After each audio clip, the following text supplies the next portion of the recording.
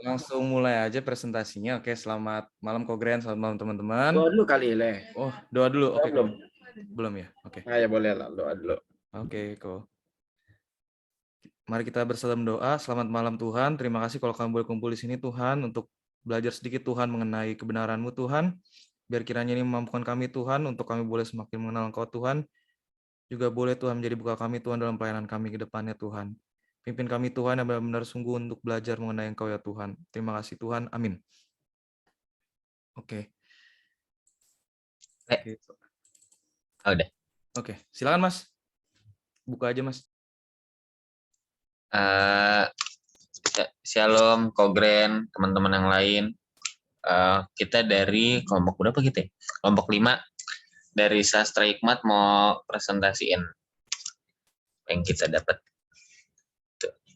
Ini anggotanya ada Dimas, saya sendiri, ada Cepanes, Leon, Karendi, sama Tania. Kita langsung aja ya. Pertama, ini ada kita bahas Mazmur. Oke, ini gambaran umumnya tentang Mazmur. Nah, pada dasarnya ini, Mazmur itu adalah doa dan himne yang ditujuin ke Tuhan atau ungkapin kebenaran tentang Tuhan yang diungkapinnya lewat lagu. Nah, manfaat Mazmur ini sebenarnya ngebantu kita untuk ngekspresi ini diri kita ke Tuhan. Maksudnya ngungkapin suka duka, keberhasilan, kegagalan, harapan, penyesalan, penderitaan, dan lain-lain. Dan untuk mempertimbangkan jalan-jalannya. Nah, fungsi Mazmur ini dibagi jadi 2. Ada yang sebagai puisi, nah, tapi ada juga yang sebagai sastra. Oke, kita bahas yang fungsi Mazmur sebagai puisi dulu. Bentar ya. Oke. Ini di fungsi Mazmur sebagai puisi ini, yang pertama adalah seseorang itu perlu menyadari kalau puisi Ibrani pada dasarnya ditujuin pada pikiran melalui hati, di mana sebagian besar bahasanya sengaja dibuat untuk emosi. Maksudnya, di sifat puisi Ibrani itu kan pasti ada beberapa bentuk paralelisme, kalau yang dari yang saya baca di buku ya. Nah, salah satu bentuk umumnya ini ada yang namanya paralelisme sinonim. Nah, di sini tuh jadi setiap baris kedua itu pasti ngulangin atau memperkuat pengertian dari baris pertama. Nah, di paralelisme jenis ini itu ada 2 baris yang sama-sama ngungkapin makna penyair. Tapi baris ini tuh nggak nyoba ngasih pengertian yang baru atau yang berbeda.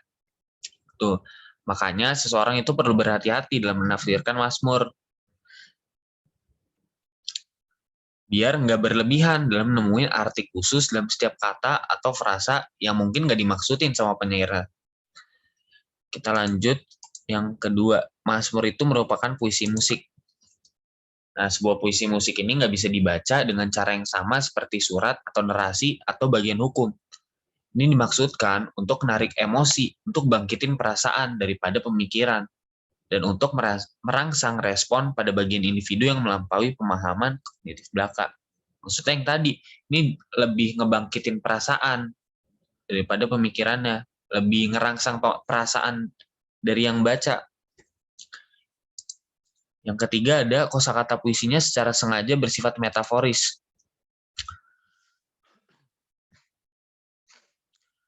Maksudnya metaforis ini sebagai gambaran. Contohnya, kalau kita lihat di Mazmur 59 ayat 7, ini ada, sebentar, kita buka dulu ya, Mazmur 59 ayat 7.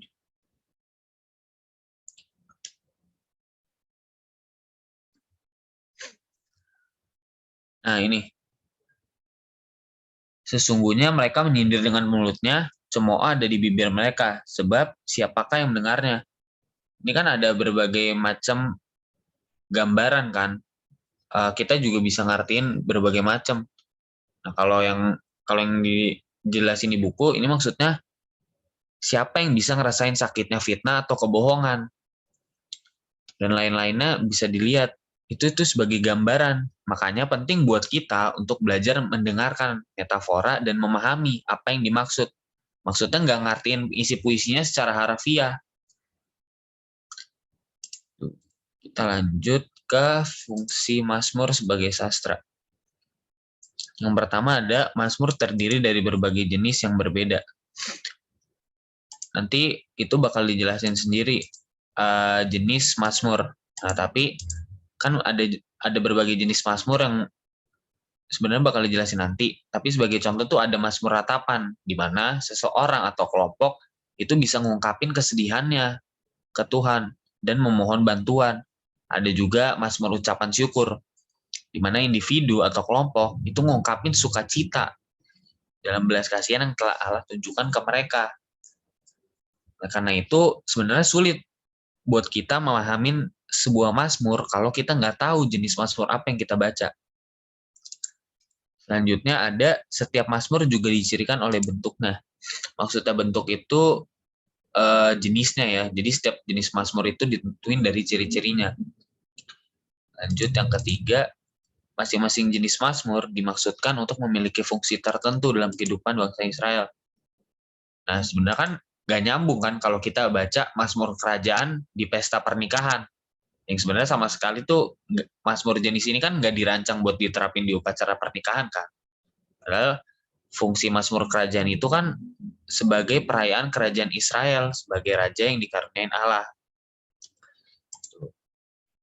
Terus yang keempat ada seseorang juga harus belajar mengenali berbagai pola di dalam Mazmur. Maksudnya pola di sini itu contohnya beberapa Mazmur itu kalau dari yang saya baca di buku itu bersifat akrostik. Maksudnya huruf awal setiap baris atau ayat itu bekerja melalui huruf-huruf alfabet yang ada di Mazmur 119. Contohnya. Terus selanjutnya ada setiap Mazmur harus dibaca sebagai satu kesatuan sastra. Ya sama aja kayak baca Alkitab. Kita tuh harus lihat konteksnya kan. Gak bisa ngambil cuma satu ayat misalnya. Harus diterjemahinnya itu secara keseluruhan.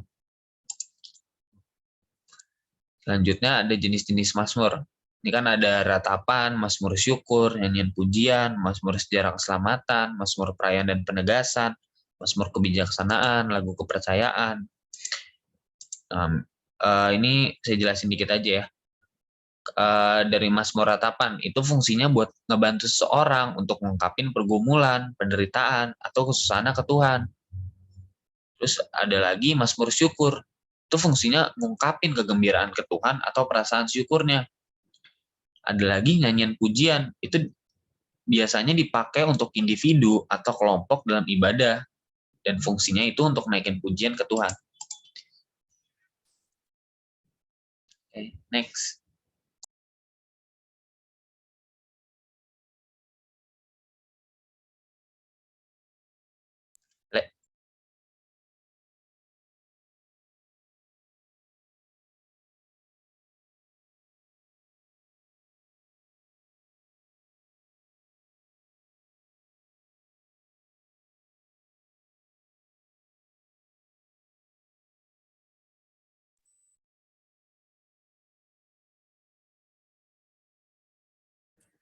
Kedengaran suara? Masuk kan ya? Masuk ya. Oke. Nah, jadi dari kan Dimas kan udah jelasin nih kayak Mazmur ini jenis-jenisnya ada apa aja, tapi ada catatan khusus juga tentang Mazmur yang kalau kita baca itu berisi tentang makian. Jadi kalau kita baca di Mazmur ya kayak seakan-akan tuh kayak penulis Mazmur ini kayak dia memaki seseorang atau mungkin dia memaki seseorang atau memaki mungkin keadaannya. Dan ini ya sebenarnya untuk Mazmur makian ini ya dia memiliki, pokoknya dia menonjolkan gitu kayak berbagai macam emosi manusia, bahkan emosi-emosi yang ekstrim kayak kalau kita baca di Mazmurnya ini. Dan sebenarnya untuk Mazmur ini ada untuk membimbing atau nyalurin kemarahan kita kepada dan melalui Tuhan secara verbal, bukan ke orang lain secara verbal dan fisik dengan dimensi tambahan. Nah, jadi kalau misalnya kita ngeliat nih, kalau di Mazmur kayak ada isi misalkan menyatakan si pemazmur ini marah ke Tuhan, atau dia marah Tuhan yang marah pada orang lain, maaf. Kayak Tuhan menghukum atau Tuhan apapun itulah kalau kita lihat di Mazmur gitu, itu disebut Mazmur makian. Kayak contohnya, itu Sebenarnya ada contohnya, cuman nggak dimasuk. Ada contohnya tapi di slide selanjutnya gitu. Jadi kenapa gitu kayak ada Mazmur Makian ini? Kenapa ada Mazmur yang nunjukin kalau Tuhan itu marah gitu kepada orang lain? Sebenarnya nggak lain dan nggak bukan ini sebenarnya untuk nunjukin gitu kalau sebenarnya nggak ada gunanya untuk nggak jujur dan menyangkali emosi marah dan pikiran negatif gitu. Jadi Tuhan lewat Mazmur Makian ini ngajak kita untuk marah tapi nggak berbuat dosa. Boleh di next, Mas? Nah, jadi dengan mengungkapkan kemarahan kita secara langsung pada dan melalui Tuhan daripada kita berusaha membalas kejahatan kepada mereka yang bersalah pada kita. Dan untuk Mazmur Makian ini ya, bagian Makian dari Mazmur ini bisa kita temuin juga di Kitab Ratapan.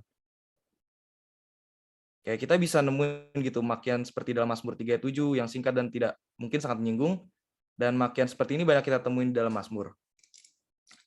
Jadi ada beberapa teguran gitu dalam Mazmur yang sifatnya kasar dan agak panjang, kayak di contohnya ini yang ditulis ada di Mazmur 12, Mazmur 35, 58 dan seterusnya gitu. Kayak salah satu contohnya aja ya untuk Mazmur Makian ini. Ingatlah ya Tuhan kepada Bani Edom yang pada hari pemusnahan Yerusalem mengatakan runtuhkan, runtuhkan sampai ke dasarnya. Ini sebenarnya 3 ayat cuma dibaca satu aja mengingat presentasinya kan masih cukup panjang. Boleh next, Mas?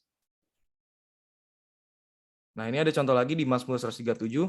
Jadi ini adalah ratapan atas penderitaan Israel yang mengalami pembuangan, dan penyusun ratapan ini dia menyerukan penghakiman sesuai dengan kutukan perjanjian. Jadi yang dilakukan pemazmur dalam Mazmur 137 ini, kenapa dia menulis ratapan itu adalah untuk memberitahu Tuhan mengenai perasaan bangsa Israel yang menderita. Dan gaya bahasa Mazmur ini ya sebenarnya nunjukin bahwa pemazmur ini bicara kepada orang Babilonia secara langsung serta kepada Yerusalem. Dan sebenarnya ya untuk Mazmur Makian ini tidak bertentangan dengan hukum kasih yang diajarkan Yesus, yaitu mengasihi musuh. Boleh next, Mas?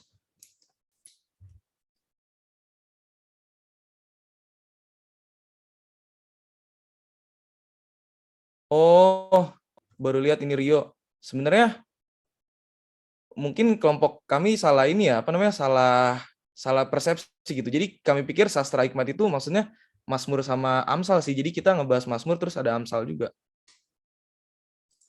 Itu makanya banyak sebenarnya. Cuman nggak apa-apa sih. Mungkin langsung masuk aja deh ke bagian yang hikmatnya, Mas. Oke. Ini ada tentang sastra hikmat. Jadi sastra hikmat ini boleh next, Mas. Jadi kalau kita bicara tentang sastra hikmat ini sebenarnya ini mencakup ada 3 yang utama, yaitu Pengkhotbah, Amsal, dan Ayub. Dan untuk nomor 4 dan 5 ini ada beberapa Mazmur yang bisa dikategorikan sebagai sastra hikmat, dan juga Kidung Agung. Itu bisa dikategorikan juga.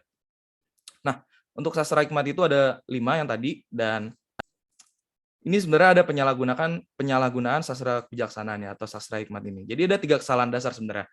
Yang pertama, cuman dibaca pada bagian tertentu. Jadi itu orang banyak cuman ngebaca misalkan satu ayat, jadi cuman potongan ayat doang, dan langsung diartikan menurut pemahaman mereka. Jadi mereka nggak ngelihat gitu gambaran umum atau pesan apa sih sebenarnya pengen disampaikan oleh penulis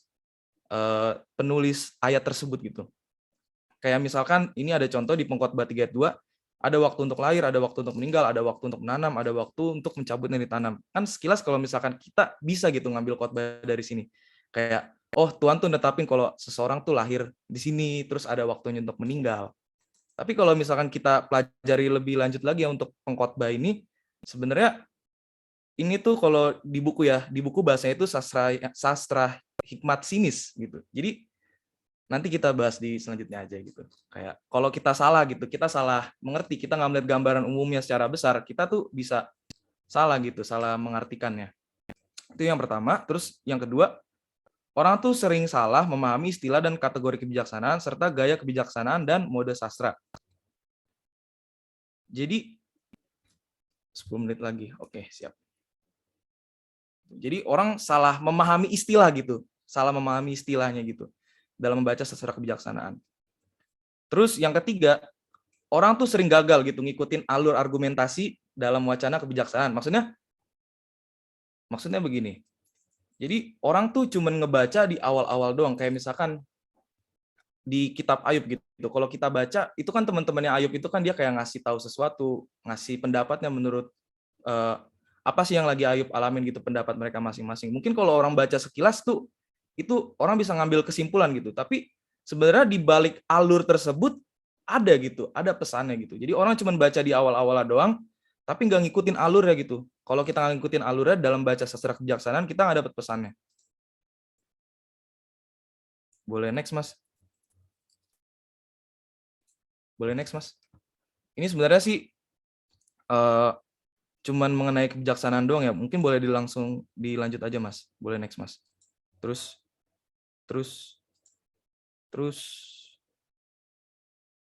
langsung di bagian ini aja, Mas. Masuk pengkhotbahnya aja. Terus. Nah, itu. Pengkhotbah. Itu dibilang hikmah sinis.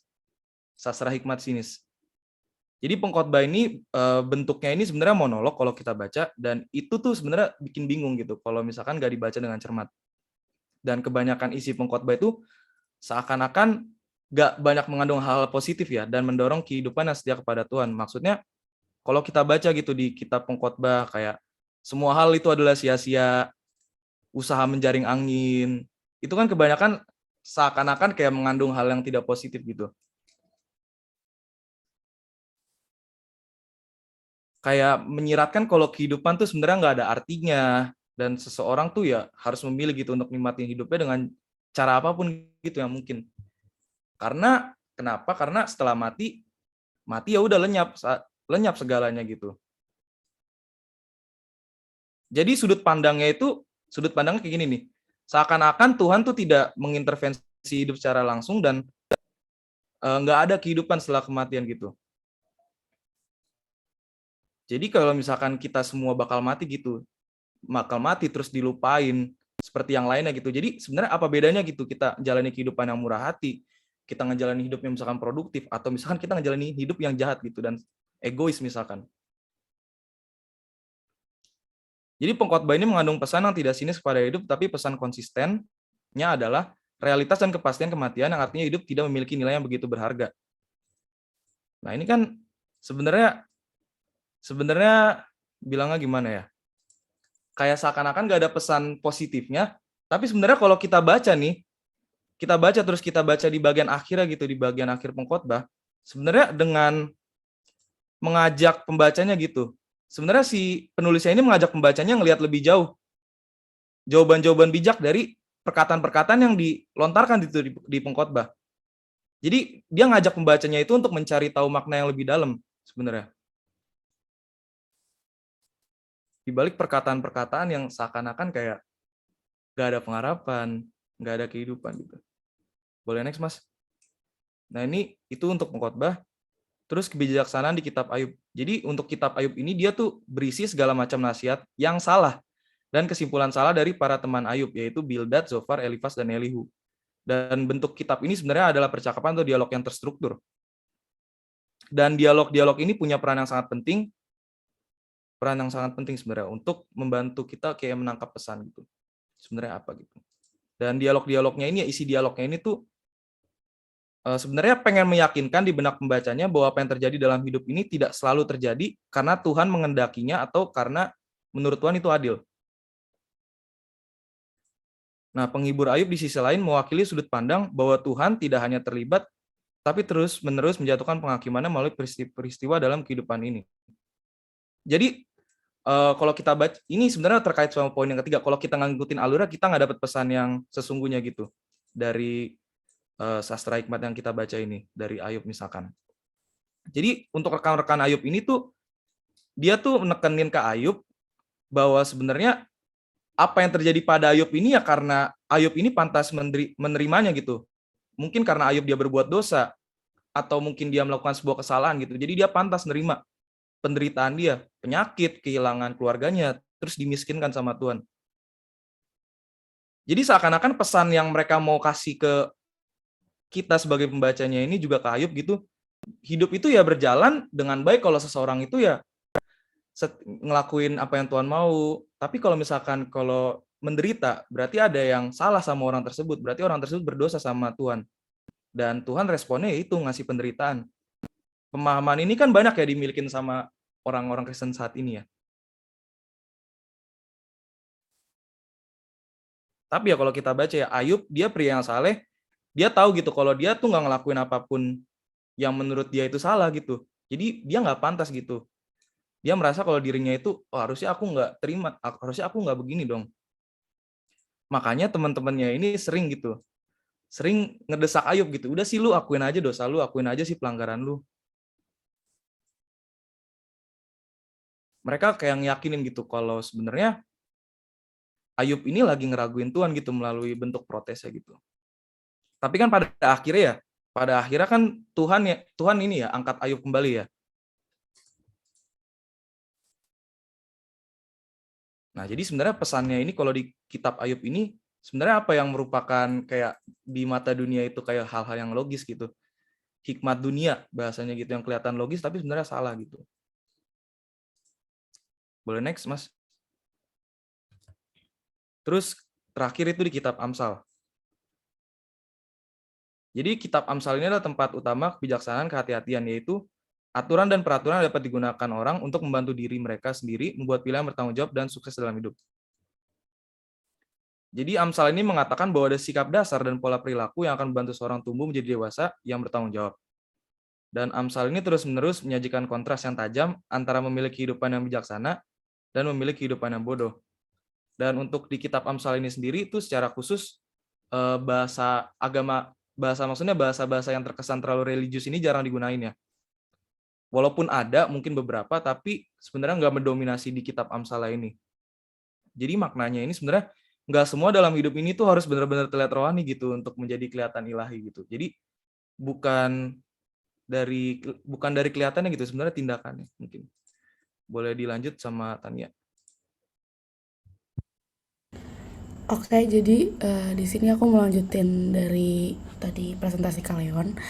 Nah, selanjutnya ini ada penggunaan dan penyalahgunaan Amsal. Nah, jadi penggunaan Amsal ini apa sih? Nah, jadi itu Amsal itu merupakan sebuah hal yang baik diingat adalah tentang dimana sebuah perumpamaan dan ungkapan singkatan khusus dari suatu kebenaran. Nah, Amsal ini tuh biasanya tuh berupa mesalim dalam bahasa Ibrani yang berarti kiasan, perumpamaan atau perkataan yang dibuat secara khusus. Nah, karena adanya perumpamaan ini, pepatah yang merupakan ungkapan singkat, jadi kayak semakin singkat Amsal gitu, semakin kebenarannya itu tuh secara harafiah tuh semakin kecil gitu. Selanjutnya peribahasa Ibrani ini tuh makanya harus dipahami dengan istilah mereka sendiri gitu, nggak bisa ditafsirkan dengan menyesuaikan zaman kita saat ini gitu. Karena kalau misalkan ditafsirkannya secara tidak kontekstual itu menjadi disalahgunakan. Next.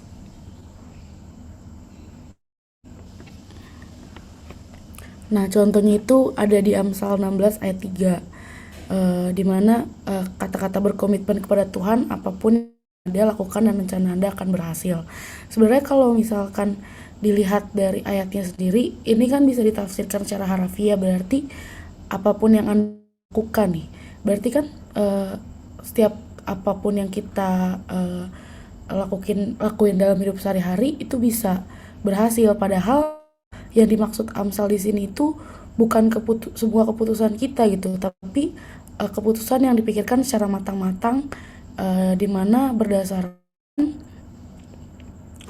kebenaran Tuhan gitu, seperti kisah Ayub gitu kan, yang ada di kitab Ayub sebelumnya. Next. Nah, selanjutnya ada pedoman hermeneutis. Jadi pedoman hermeneutis ini merupakan pedoman untuk menafsirkan sebuah ayat. Nah, di mana sebagai peribahasa yang harus diilhami, maka diseimbangkan juga dengan kitab-kitab yang lain gitu. Nah, Amsal yang berbentuknya sebagai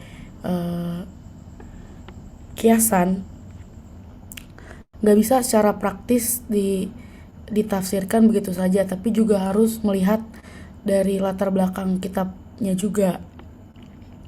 Pepatah Amsal tidak bisa disugestikan secara harafiah, namun memiliki pertimbangan dan pemikiran kritis lainnya sesuai dengan latar belakang kitab tersebut.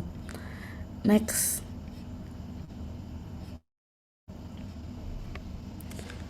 Selanjutnya ada kebijaksanaan dalam Kidung Agung. Nah, Kidung Agung sendiri itu merupakan lagu cinta yang ditulis dalam puisi lirik timur. Di mana Mungkin bisa dipercepat kali ya. Yang terakhir aja, slide terakhir mungkin langsung kesimpulan aja. Oh, ini udah terakhir ya? iya kok udah Oh ya, terakhir. cepat aja ya, 2 menit. Ya, jadi kalau kebijaksanaan dalam Kidung Agung ini sih gambaran sih untuk Tuhan memberikan tahu apa itu cinta dan konteks etis dari cinta itu sendiri gitu. Jadi Kidung Agung ini berbeda dari nilai modern saat ini. Jadi kayak memberikan gambaran romansa yang bijak. Sekian dan terima kasih. Oke, terima kasih kelompok sastra hikmat. Meskipun di awalnya sempat salah fokus ya. Kirain mau presentasiin sebagian dari Mazmur ya, ternyata malah presentasiin puisi ya. Nggak apa-apa. Tapi oke lah, cukup jelas ya, cukup jelas. Berarti nilai plusnya adalah kelompok ini nguasain 2 hal ya, sastra hikmat sama puisi ya. Oke, satu pertanyaan aja, satu pertanyaan yuk. Habis itu biar kita bisa lanjut ke yang lain. Ada pertanyaan?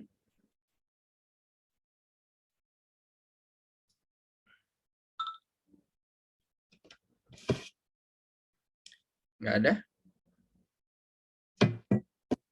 Oke, jadi di sastra hikmat, teman-teman, sambil kalau yang mau nanya, resen aja ya. Jadi sastra hikmat, teman-teman dapat satu clue penting, bahwa sastra hikmat ini adalah ungkapan untuk hikmat sehari-hari, gitu ya. Dia dia tidak membedakan antara hikmat rohani sama yang sehari-hari. Makanya kalau kita temukan di Amsal, kok ada bahasannya soal uang ya? Kok ada bahasannya banyak soal yang sementara di bumi ini gitu ya? Nah, itu sebenarnya bukan karena Amsal itu umat PL gitu ya, yang hidupnya cuma sehari-hari, yang hidupnya cuma kayak ya mikirin duit, mikirin bagaimana perdagangan, neraca kamu nggak boleh ini ya, nggak boleh curang gitu kan, kalau kita baca ya Amsal ya.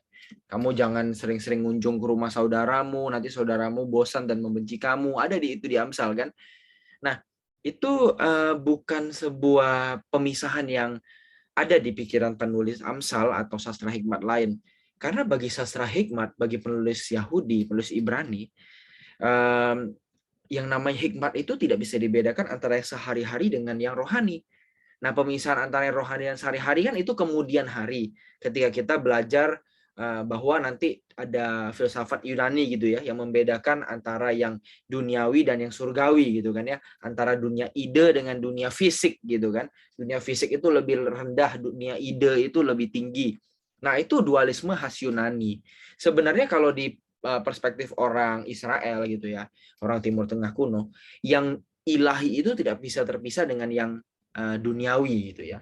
Jadi setiap kali kita melakukan hal-hal yang dunia gitu ya, misalnya kayak berdagang, mencari uang, kita berkeluarga, kita berelasi dengan sesama, itu juga adalah hal yang ilahi.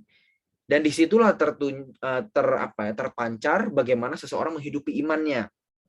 Nah, ini kan sama juga dengan yang kita pelajari ya, bahwa kita nggak boleh memisahkan yang namanya kehidupan rohani sama kehidupan sekuler. Ya, di gereja serius, di tempat kerja main-main gitu ya. Di tempat gereja atau tempat agama kita jaga kekudusan, tapi kalau di luar gereja kita nggak kudus. Nah, itu yang jadi masalah kan. Nah, itu ciri khas sastra hikmat ya. Apakah sastra hikmat dapat mengandung tipologi Kristus? Tergantung perspektifnya, Kak Jo. Kalau misalnya yang membaca itu orang Kristen dengan tradisi kristologi yang kuat misalnya ya, kayak misalnya Reform gitu ya, atau kelompok-kelompok yang kalau baca Alkitab itu kristosentris banget. Misalnya kayak di Amsal itu ngomongin soal hikmat ya, Amsal pasal 3 atau pasal 2, aku agak lupa. Itu dia langsung kaitin ke Kristus. Kristus adalah hikmat itu, gitu ya. Jadi kalau ditanya bisa nggak, bisa. Tapi yang nanti menunjukkan apakah itu adalah tipologi atau bukan adalah perjanjian baru. Gitu. Jadi kalau misalnya di perjanjian baru ada rasul yang mengutip tentang satu sastra hikmat, gitu kan. Nah, berarti di situ bisa dikatakan bahwa di dalam sastra hikmat itu ada tipologi, gitu. Jadi salah satu syarat tipologi adalah ada tipenya tipe itu kayak apa ya? Kayak sampel awalnya gitu. Sampel awal bayangannya di Perjanjian Lama. Terus habis itu nanti ada antitipenya di PB. Antitipe atau penggenapannya di PB. Jadi yang nggak dijelaskan sama PB, nah harus berhati-hati dalam mengaitkannya menjadi sebuah tipologi. Gitu. Tapi kalau bagi tradisi tertentu misalnya kayak Reform gitu ya, atau Injili ya, Pentakosta juga sering kali begitu. Banyak yang dinyatakan sebagai sebuah tipologi gitu. Misalnya kayak tadi hikmat itu adalah Kristus gitu ya. Terus juga dalam Kidung Agung misalnya, Kidung Agung itu kan dikaitkan antara cinta Salomo dengan siapa namanya? Salomo dengan kekasihnya itu ya, atau seorang apa? Ada kisah siapa itu? Putri apa namanya? Aduh lupa namanya. Putri dari mana itu? Pokoknya ada kisah cinta itu dikaitkan dengan kisah cinta antara umat dan Tuhan gitu ya. Nah, ini memang pembacaan yang muncul dari tradisi tertentu. Tapi kalau di konteksnya langsung, di benar-benar di kitabnya langsung, dia tidak mentipologikan sesuatu, dia punya konteks sendiri. Nanti umat PB membacanya dengan berbeda ternyata. Oh, ternyata ini mengaitkan ke Kristus ya. Tuh. Jadi bisa nggak? Bisa gitu ya. Kita bisa dapat pastinya di PB, ada bagian yang dijelaskan di PB. Nah, tapi juga sebagian tradisi lain juga melihat kayak denominasi Injili dan Reform misalnya, yang seringkali mengaitkan tipologi Kristus dengan beberapa hal di Perjanjian Lama gitu. Nah, itu jadi tergantung tafsiran sekali. Gitu Kak Jo, terima kasih pertanyaannya ya.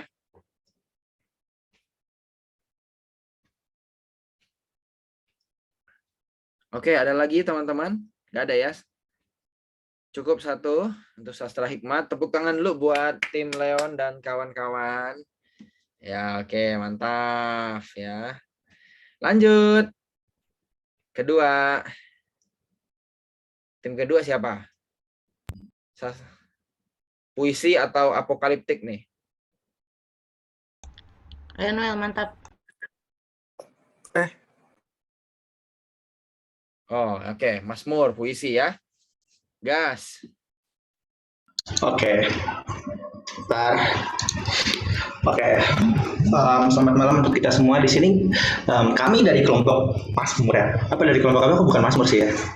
Nah, ya, ingin membawakan tentang Mazmur, doa Israel dan doa kita.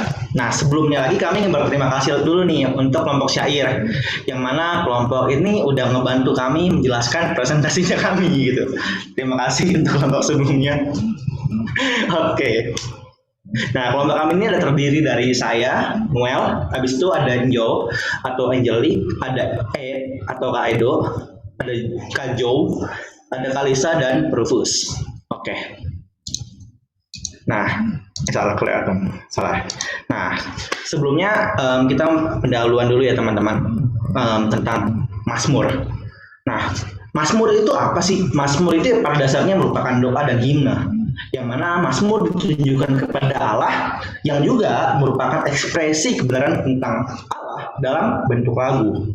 Nah, lantas kalau demikian, bagaimana sih kalimat yang diucapkan untuk memuji Allah atau Mazmur ya berfungsi menjadi firman Allah untuk manusia? Nah, itu karena Allah sendiri yang menjadi sumber inspirasi dari Mazmur tersebut. Kalau nih kita menginterpretasikan dengan benar, maka Mazmur dapat menolong kita orang percaya untuk mengekspresikan diri kepada Allah serta menyadari jalan-jalannya dalam keadaan apapun yang dilalui. Nah, selanjutnya kita ingin observasi eksegetis ya. Belum apa-apa, udah pada tidur belum nih? Guys. Kaju senyum, Kaju. Oke.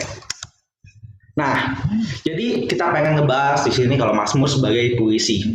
Nah, kita harus paham dulu nih teman-teman, kalau Mazmur itu bisa bersifat sebagai puisi yang mana lebih genuine gitu, lebih bersifat emosional dibandingkan rasional. Nah, contohnya kalau misalnya kita lihat di puisi Ibrani yang berbentuk synonymous parallelism ini, yakni kalimat yang kedua yang berbeda mengulangi ide atau gagasan dari kalimat pertama. Contohnya Mazmur 19 ayat 2 sampai 3.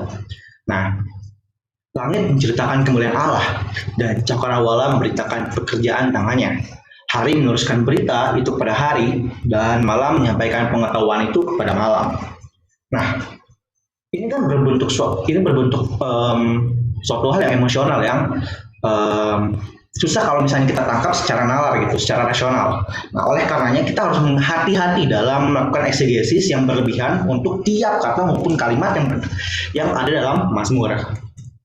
Nah, kita juga harus paham kalau misalnya Mazmur itu adalah puisi yang musikal. Nah, tidak dapat dibaca seperti surat, narasi, atau kitab hukum. Terus bertujuan untuk membangkitin emosi ketimbang membangun cara berpikir yang terstruktur. Nah, terus bertujuan juga untuk menstimulasi nih respon dari kita, respon individual yang lebih dari sekedar pemahaman kognitif terhadap suatu fakta. Nah, terus habis itu perbandingan kata yang digunakan dalam Mazmur itu umumnya berbentuk metafora atau kiasan. Contoh, Mazmur 114 ayat 4. Gunung-gunung melompat-lompat seperti domba jantan, dan bukit-bukit seperti anak domba. Sini nggak ada kan yang pernah ngeliat kalau gunung-gunung lompat gitu ya, prot gitu kan, nggak ada gitu kan. Nah, ini bersifat puisi, bersifat metafora ataupun kiasan. Mari juga kalau ada gunung lompat gitu kan, kayak domba. Nah, selanjutnya kalau misalnya kita lihat Mazmur sebagai literatur, terdapat berbagai macam jenis Mazmur dengan karakteristiknya nih masing-masing, yang mana setiap Mazmur itu memiliki fungsi dan tujuan secara spesifik. Nah, kalau kita belajar untuk mengidentifikasi varian dalam Mazmur, masing-masing Mazmur itu harus dibaca sebagai satu kesatuan yang utuh. Kita nggak bisa mencabut ayat dari Mazmur dari keseluruhan konteks Mazmur tersebut. Nah, selanjutnya kalau misalnya kita melihat nih teman-teman di dalam penggunaan Mazmur oleh Israel kuno, yang penting jangan kita yang kuno ya kan. Kalau kita lihat pada zaman ini ya, pada Israel kuno. Nah, oke, selanjutnya.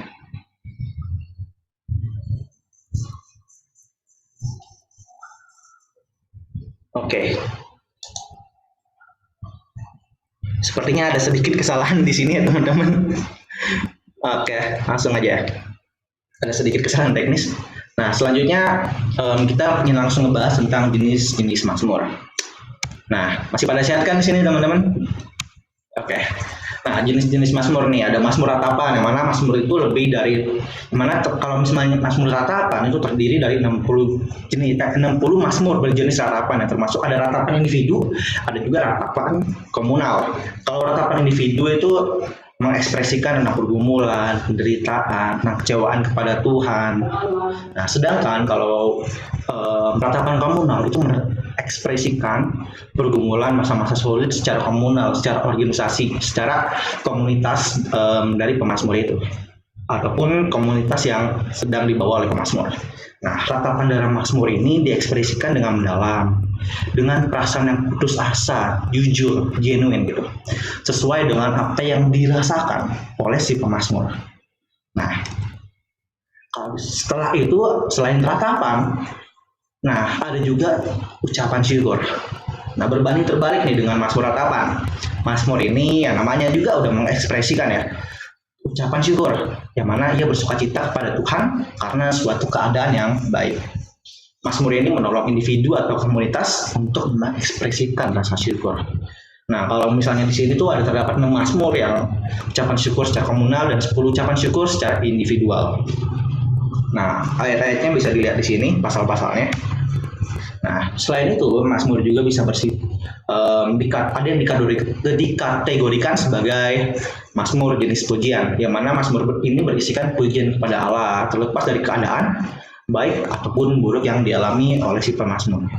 Nah, pujian itu ditunjukkan kepada Allah ya karena keberadaan Allah itu sendiri, untuk kebesarannya, perbuatannya yang perbuatan kepada kita semua, kepada seluruh ciptaan dan umat-umatnya gitu. Nah, biasanya Mazmur ini diadaptasi oleh individu maupun komunitas dalam bentuk pujian penyembahannya.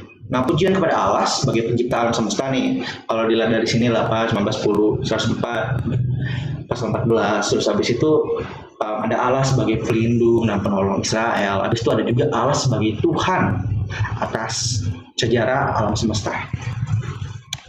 Nah, selanjutnya ini ada Mazmur perayaan dan penguatan. Terdapat berbagai jenis Mazmur dong dalam kategori seperti ini juga nih. Ya, ini ada liturgi pembaruan perjanjian seperti Mazmur 58:1 yang mana dimaksudkan untuk memimpin Israel kepada pembaruan perjanjian yang pertama ia berikan di Gunung Sinai.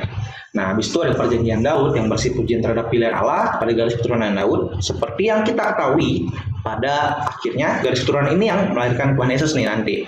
Habis itu ada yang berkaitan tentang kerajaan, ada juga tentang penobatan raja yang berisi perayaan penobatan raja di Israel kuno waktu itu. Habis itu ada juga tentang nyanyian Sion atau nyanyian tentang Yerusalem, yang mana itu berisi tentang Yerusalem yang sebagai kota sentral dari Israel pada zaman itu, yang mana masih terdapat bait Allah. Nah, habis itu juga ada Mazmur Hikmat. Terdapat 8 Mazmur nih di dalam kategori ini.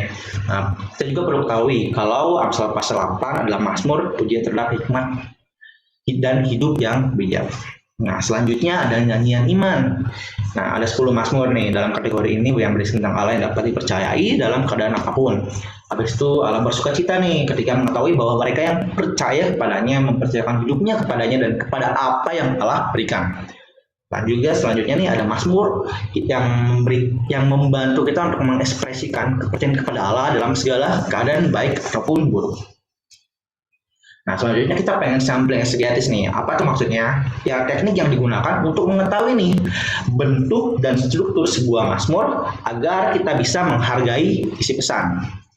Nah, contohnya nih, kalau di sini ada Mazmur, kalau contoh Mazmur, kita ambil dari Mazmur harapan gitu, ada alamat atau pribadi yang dituju, yaitu Tuhan. Habis itu ada keluhan, yang mana Mazmur itu mencurahkan isi hatinya, keluhannya secara jujur kepada Tuhan tentang apa yang jadi pergumulan hatinya. Dia minta bantuan, untuk Mazmur meminta bantuan kepada Allah, meminta pertolongan Allah gitu. Habis itu ada kepercayaan. Nah, selain ada keluhan itu ada kepercayaan juga kan sini, mana ungkapan ini merupakan rasa kepada Tuhan kalau nanti Tuhan tuh bakal ngejawab apa sih yang dibutuhin sama si pemazmur ini gitu, tetap percaya gitu seperti apa yang diinginkannya.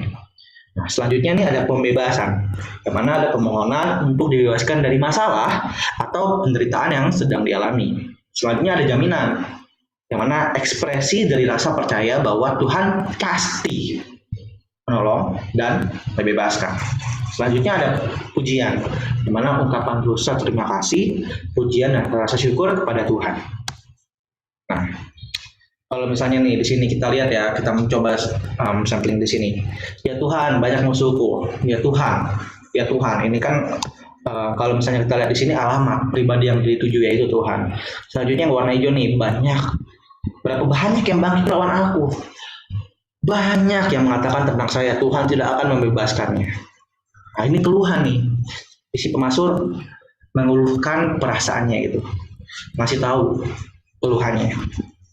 Baru dibalas sendiri sama itu.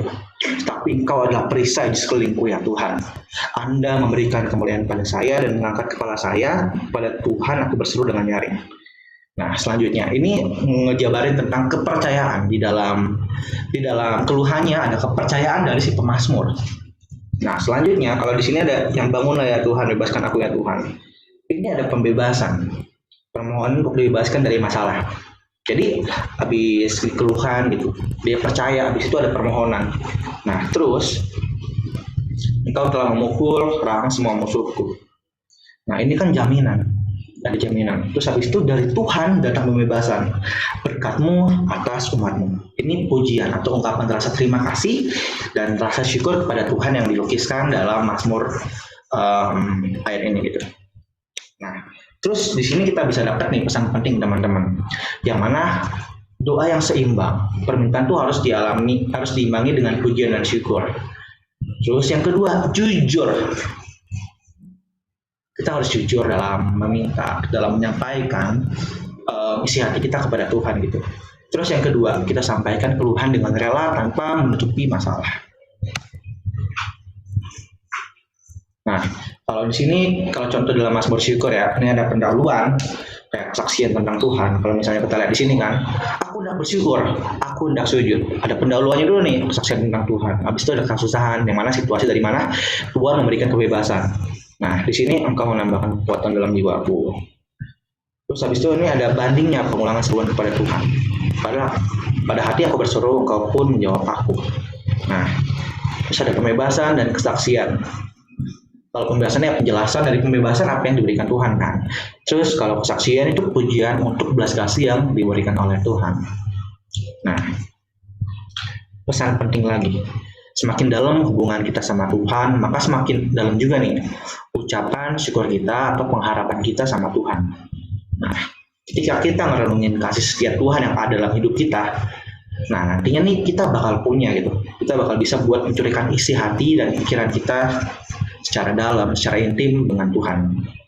Nah, terus kalau dalam poin ketiga, masing-masing jenis mazmur memiliki isi yang beda dan perlu digunakan juga dengan sesuai dan bijaksana. Nah, catatan khusus mazmur impactory-nya. Yang membuat mazmur mencolok di segala zaman. Ya, ada berbagai emosi dong, bahkan yang ekstrim sekalipun. Gak peduli betapa sedihnya dan senangnya kita, pemazmur membantu mengungkapkannya. Sini nggak ada emosi yang salah, guys. Nggak ada emosi yang salah, nggak ada emosi yang berdosa tuh. Tetapi kepahitan, kemarahan, kebencian yang ada dalam diri kita yang terus kita pikir secara berulang-ulang dan jadi darah daging di hidup kita gitu, itu yang salah. Nah, mazmur ngajarin kita untuk kita nyalurin perasaan kita kepada Allah secara genuine, secara jujur, secara apa adanya kepada Tuhan gitu, secara verbal. Nah, mazmur yang berisi verbalisasi kepada Tuhan yang menggunakan kemarahan pada orang lain disebut mazmur imprecatory. Nah, contoh kalau di sini ya, kita lihat di sini nih ya, Mazmur 137 ayat 7 sampai dengan 9. Nah, kalau di sini kan kita bisa lihat nih ratapan atas dasar penderitaan yang dialami oleh orang Israel di pembuangan, terus penyusunan ratapan ini yang menyerukan penghakiman yang sesuai dengan perjanjian pada zaman PL. Dimana tujuan Mazmur ini kita bisa lihat di situ nanti kalau dibaca ulang ya PPT-nya, ya memberitahu nih Tuhan tentang perasaan orang Israel yang menderita, yang tentunya kalau di sini kan suatu hal yang metafora, yang hiperbola gitu kan. Nah, terus terlihat seperti berbicara kepada Babilonia. Nyatanya Mazmur mengatakannya kepada Allah. Nah, Mazmur kutukan tidak bertentangan dengan pengajaran Tuhan Yesus. Kita memang harus mengasihi, bukan berarti kita nggak boleh memiliki emosi pada sesama. Jujur. Nah, Mazmur kutukan ngebantu dan membimbing kita untuk jujur mengungkapkan kemarahan kita kepada Tuhan. Seberapa pahit dan penuh marah yang kita rasain. Maka sebenarnya Mazmur-Mazmur ini membantu kita supaya kita nggak ditaklukkan oleh emosi, tapi membantu kita membantu ngebebasin kita dari marahnya kita, dari pahitnya kita, dari rasa keselnya kita, agar kita bisa mengalahkan apa yang buruk dalam isi pikiran dan batin kita dengan apa yang udah kita paham. Nah, seringkali ya kalau misalnya di sini kan ada kalimat benci ya, ada kalimat benci. Kalau di dalam Mazmur itu ada kalimat benci. Kalau di sini ya, bahwa aku benci akan mereka itu dengan sepenuh benciku, dan mereka itu pun seteru bagiku adanya. Nah, kalau kita lihat di dalam Mazmur, kalau kata benci itu sebenarnya bukan menyimpan amarah dalam hati, tapi bisa juga nggak mau atau nggak bisa menerima gitu, nggak bisa menerima keadaan gitu. Itulah kedua definisi standar dalam kamus Ibrani untuk kata ini. Oleh karena itu, kalimat-kalimat di Mazmur nggak melanggar atau bertentangan dengan ajaran Tuhan Yesus. Nah, selanjutnya kita bakal ngebahas tentang manfaat dari Mazmur. Bentar lagi guys, serius bentar lagi nih. Nah, manfaat dari Mazmur. Pertama, Mazmur menunjukkan pentingnya refleksi dari Mazmur ya, sebagai bentuk hubungan dengan jujur kepada Tuhan, supaya kita bisa merenungin apa yang udah Tuhan lakuin buat kita, sebagai bentuk refleksi diri gitu. Nah, yang kedua, Mazmur sebagai bentuk hubungan dengan jujur kita kepada Tuhan. Kesel ngomong aja ke Tuhan gitu, kasih tahu. Nah, habis itu Mazmur juga adalah pedoman untuk beribadah, tata caranya gitu. Nah, jadi kesimpulannya dari apa yang udah kita dengerin dari tadi gitu teman-teman adalah Mazmur ya, dan dari segi Mazmur itu Mazmur merupakan kitab pujian yang memang Mazmur itu nggak berfungsi besar dalam doktrin maupun moral perilaku, namun sangat bermanfaat untuk mengekspresikan diri kita kepada Allah. Kalimat dalam Mazmur atau cerita-cerita yang kita baca di Mazmur itu bisa menjadi contoh kalau kita bisa berkesempatan buat kasih tahu dengan tulus dan apa adanya kita kepada Allah. Kita bisa curhat kepada Allah dengan genuine itu, dengan jujur, dengan apa adanya. Nah, oleh karenanya teman-teman, kalau misalnya kita di sini ya, kita belajar di sini, kita bisa tahu kan, kalau misalnya kita semua di sini udah kita bisa tahu kalau kita tuh kalau misalnya punya perasaan yang ada kan, jangan disangkal gitu perasaan itu. Perasaan itu jangan disangkal, tapi lawan dengan pikiran-pikiran gitu. Nah, tapi lawan dengan pikiran-pikiran. Kalau misalnya ada perasaan kesel sama Tuhan gitu, kalau dalam apa yang tadi dibahas, ekspresikan. Ingat, mengekspresikan itu nggak salah. Yang jadi masalah adalah kalau kita ketika kita mengekspresikannya itu salah gitu. Cara kita mengekspresikannya dengan kalau misalnya kita lagi kesel, kita harus kalau misalnya kita marah, tapi jangan kelewatan marahnya. Harus sesuai dengan apa yang kita paham itu benar. Harus sesuai dengan apa yang logika kita itu sesuai dengan logika yang udah kita asah setiap harinya. Nah, itu inti dari apa yang kita pelajari tentang Mazmur tadi, teman-teman. Nah, jadi adakah kudapati iman di Zoom ini? Amin. Oke, makasih untuk ini. Ya, kelompok kami. Thank you. Tapi cuma satu orang presentasinya jadi ya. Belum keluar ya, belum turun gunung ya. Oke, satu hal yang bagus highlight tadi ya. Kalau Mazmur ini merupakan sebuah ungkapan artistik ya, yang lebih mengutamakan emosional ketimbang sebuah penjelasan logis. Jadi teman-teman, kalau kita misalnya baca di Mazmur pasal 51, Mazmur 51 ayat 5, dikatakan bahwa sesungguhnya dalam kesalahan aku diperanakan, dalam dosa aku dikandung ibuku. Nah, Mazmur 51 ayat 5 ini sering dipakai buat jadi dasar bahwa wah, sejak lahir manusia udah nggak kertas putih lagi nih gitu ya. Melawan teori tabula rasa lah intinya gitu. Jadi setiap orang sudah mewarisi ya dosa asal gitu, dosa mula-mula gitu. Nah, itu sering dipakai. Nah, padahal kalau kita lihat genre Mazmur ya, itu sebuah nyanyian atau puisi yang disampaikan dengan ya ada nada-nada kiasan gitu ya, nada artistik, bahkan ada kiasan-kiasan yang sifatnya itu lebih ke ungkapan perasaan ketimbang sebuah penjelasan doktrinal. Nah, jadi sebenarnya ketika dipakai untuk penjelasan doktrinal, misalnya untuk menjelaskan dosa asal ya, sebenarnya Mazmur 51 ayat 5 ini kurang kuat gitu. Ini sebenarnya lebih mengacu pada itu kan ungkapan Daud nih ketika dia habis ditegur sama Nabi Nathan yang berzina sama Batsheba itu ya. Itu ungkapan penyesalan Daud, emosi Daud tadi yang disampaikan oleh kelompok bahwa Daud ini benar-benar ngungkapin perasaan, aduh gue nyesel banget gitu. Dia benar-benar all out buat ngungkapin perasaannya ketimbang menjelaskan tentang sebuah doktrin yang mendalam apalagi yang eksistensial gitu ya. Ya eksistensial itu maksudnya kayak mengakar banget dalam diri manusia gitu loh, mempengaruhi keberadaannya banget. Kayaknya agak berlebihan untuk mengutip ayat ini menjadi sebuah dasar pemikiran doktrinal gitu ya. Nah, jadi ini salah satu contoh ya. Kalau kita paham hermeneutik nih ya, cara nafsir genre-genre nih, genre-genre ya. Genre-genre kayak Mazmur ternyata puisi gitu kan. Kita jadi bisa berhati-hati ketika menafsir nanti. Kita perhatikan kayak bahasanya, kita perhatiin dia tuh ditulis tuh dalam rangka apa sih?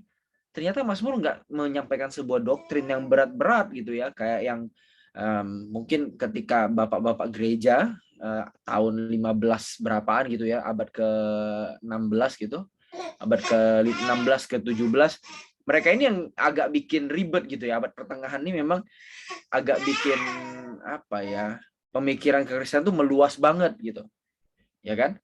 Ada tokoh-tokohnya yang cukup banyak memberikan pandangan yang sangat yang sangat filosofis lah ya, filosofis. Dia jumpain pemikiran dia gitu kan sama kitab suci.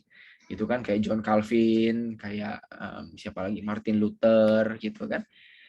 Itu kan mereka sangat sangat memperluas bahasan Kristen gitu. Soal anugerah versus kehendak bebas, wah itu juga dipertentangkan dengan tajam.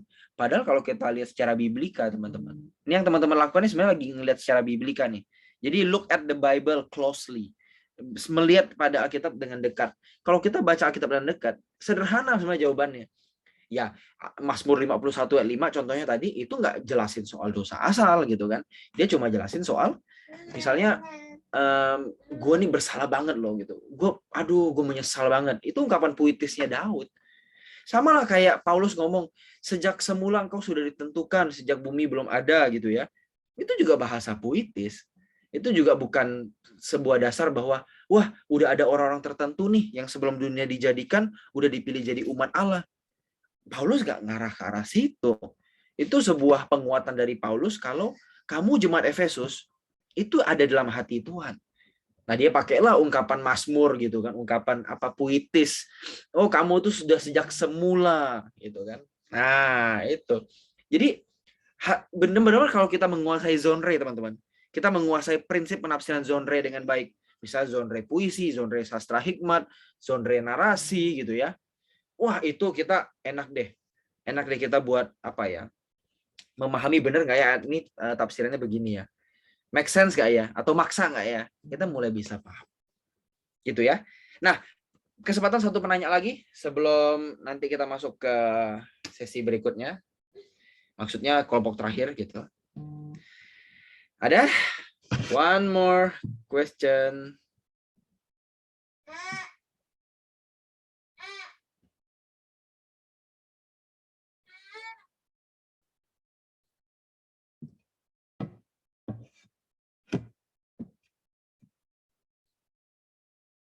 Nggak ada?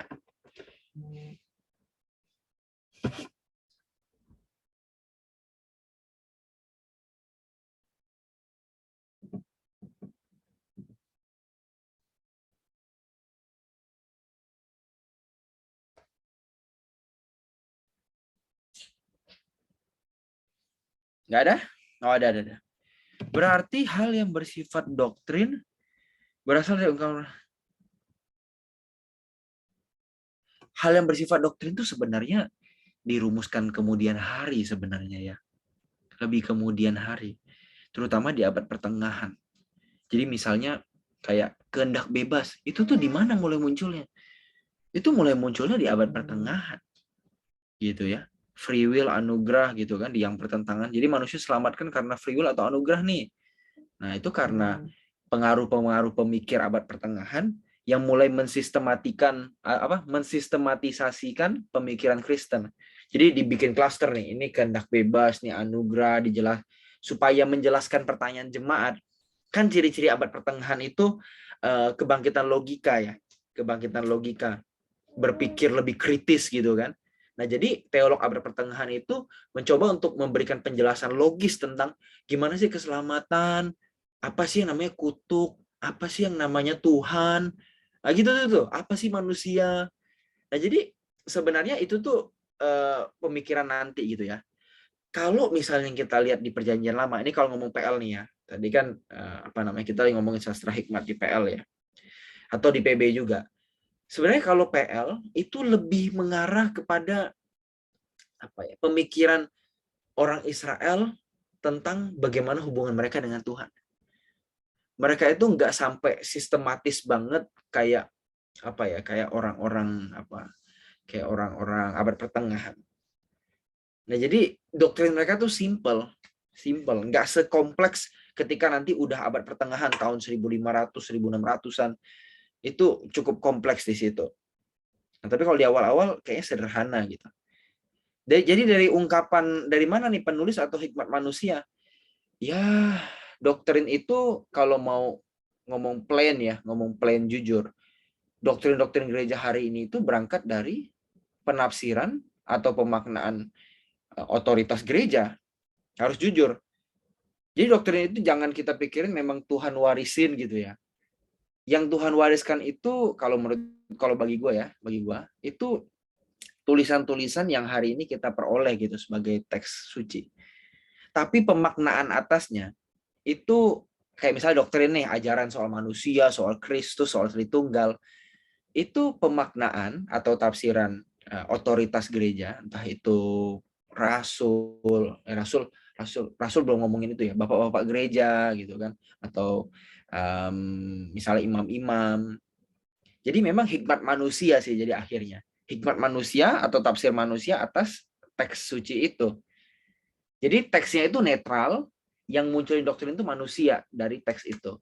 Nah, makanya doktrin itu selalu bisa diperdebatkan, dikontestasi gitu. Jadi masih bisa terus kita pertanyakan.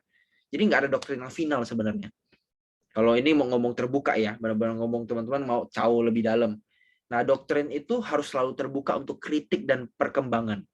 Jadi nggak ada doktrin yang udah absolut, sudah statis, udah berhenti. Oh ini paling benar dan lu udah ikutin aja lah, udah nggak usah banyak tanya gitu. Nggak bisa. Sebenarnya siapapun yang merumuskan doktrin harus punya kesediaan untuk dikritisi dan mempertanyakan kembali pengajaran yang dia ajarkan dalam doktrin itu. Karena doktrin sifatnya itu interpretatif atau ditafsir, dipikirin sama manusia.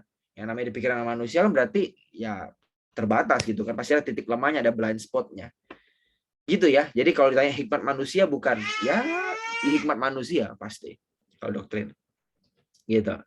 Rio, thank you, pertanyaannya bagus banget nih. Oke, ada lagi nggak? Satu deh sebelum terakhir nih. Ada lagi?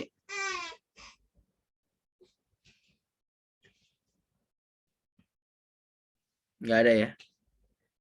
Kalau berkaitan sama doktrin sih gue paling salut sih sama ini ya, sama ya meskipun mungkin nggak berani banget, cuma gue salut sama gereja Katolik ya, gue lumayan salut sama gereja Katolik karena mereka itu berani untuk mengadakan konsili ya gitu ya, untuk mempertanyakan lagi ajaran mereka gitu.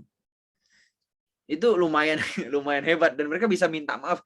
Wah, gue minta maaf ya, dulu kita pahaminnya salah gitu. Kayak Galileo Galilei gitu kan, dibunuh sama gereja Katolik terus dia minta maaf di tahun 95 gitu.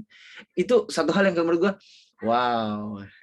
Kayak gereja-gereja akan lebih milih diam kalau salah gitu ya, nggak ada yang mau ngaku. Sorry, kita salah nih dulu. Lumayan hebat tuh Katolik kalau ngomongin soal ini ya, keterbukaannya. Ya hebat, menurut gue hebat. Gereja mau konsili, mempertanyakan ulang, bahkan sampai mengakui bahwa sebelumnya itu kayaknya mereka terbatas gitu ya. Mereka ada kesalahan gitu, ada kekurangan dalam tafsiran. Ini luar biasa sih. Ya itu spiritualitas Katolik gitu ya. Jadi mereka nggak kayak, oh yang penting gue bener nih selama-lamanya. Enggak, mereka pikir kalau gue salah pun aku salah, ya aku akui ya, it's okay gitu. Nah, itu mungkin jadi contoh yang bagus buat kita yang ada di Pentakosta Karismatik ya. Pentakosta Karismatik kan nggak mau salah ya. Kalau salah pun pokoknya gue paling benar gitu. Pentakosta Karismatik. Ya. Pokoknya kalau jemaat pindah berarti jemaat itu yang sesat gitu kan. Ya udahlah. Nah, ini otokritik buat kita ya. Ini otokritik buat kita teman-teman. Ya kan kalau orang misalnya kayak pendeta-pendeta yang ngelakuin mujizat gitu ya, dibilang salah, dibilang sesat. Oh pokoknya enggak, kita nggak salah, kita nggak sesat, orang lain yang sesat gitu. Ya pokoknya selalu nggak mau terima gitu loh.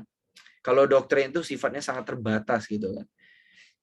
Ya memang ada keterbatasan, itu mesti diakuin.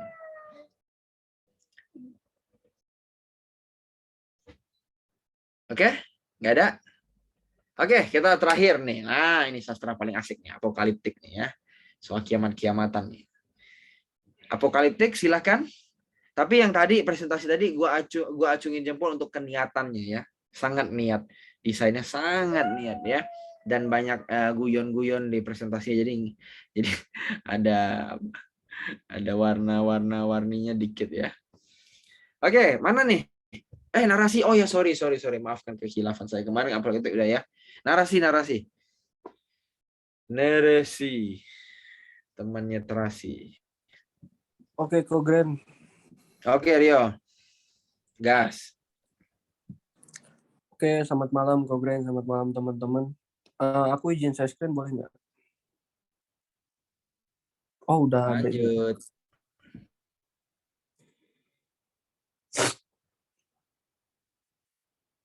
Sebentar. Apakah kelihatan gambarnya, teman-teman?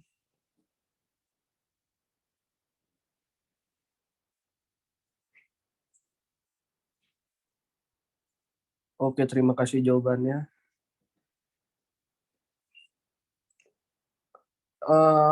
Di kelompok kami narasi perjanjian lama ini terdiri dari aku, Yosua, Rahel, Dosro, Maruba, dan Raymond. Oke, aku buka dengan kalimat ini. Sebagian besar isi Alkitab, kalau teman-teman perhatiin ya, baik perjanjian lama dan perjanjian baru itu berbentuk narasi atau cerita, teman-teman. Nah, Alkitab kita ini berisi mengenai kisah Allah yang bertujuan menunjukkan pekerjaan pemeliharaan dan perlindungan Allah dalam ciptaannya di antara umatnya. Nah, di dalam narasi itu, teman-teman, dibagi jadi 3 tingkatan. Pertama itu tingkatan teratas. Tingkatan teratas itu berarti merupakan rencana universal Allah. Rencana universal Allah itu dia mulai dari awal penciptaan, kejatuhan manusia dalam dosa, kuasa dan keberadaan dosa, kebutuhan untuk penebusan, sampai inkarnasi pengorbanan Tuhan Yesus di perjanjian baru. Lalu yang kedua ada tingkatan menengah, itu berbicara mengenai umat pilihan bangsa Israel. Ini kalau narasi perjanjian lama ya. Tingkatan menengah itu lebih ke arah suatu, apa ya kalau misalnya teman-teman aku bahasanya ya, lebih ke arah suatu kronologis. Dari misalnya kronologisnya itu berbicara mengenai bangsa Israel. Itu dari awal bagaimana Abraham dipanggil dan Abraham memiliki keturunan, lalu perbudakan Israel di tanah Mesir, pembebasan Allah dari perbudakan, penaklukan tanah perjanjian Kanaan, dosa dan ketidaksetiaan Israel, lalu perlindungan Allah pada masa pembuangan, sampai contohnya itu pemulihan dari masa pembuangan. Itu berbicara semuanya mengenai bangsa Israel. Itu tingkatan menengah narasi. Nah, ini tipe yang ketiga itu tingkatan rendah. Tingkatan rendah ini bisa diistilahkan juga tingkatan individu. Jadi ini berbicara mengenai ratusan narasi atau cerita individu yang membentuk 2 tingkatan lainnya. Contoh, tingkatan individu gampang ya, itu berbicara mengenai suatu tokoh.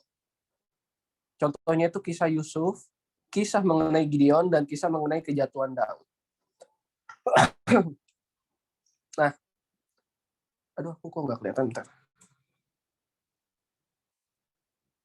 Setiap tingkatan narasi, baik rendah atau individu, merupakan bagian dari narasi yang lebih besar atau menengah, yang pada akhirnya merupakan bagian dari narasi akhir mengenai rencana universal Allah. Jadi kalau teman-teman tadi baca mengenai tingkatan narasi itu seperti piramida ya kalau menurutku ya.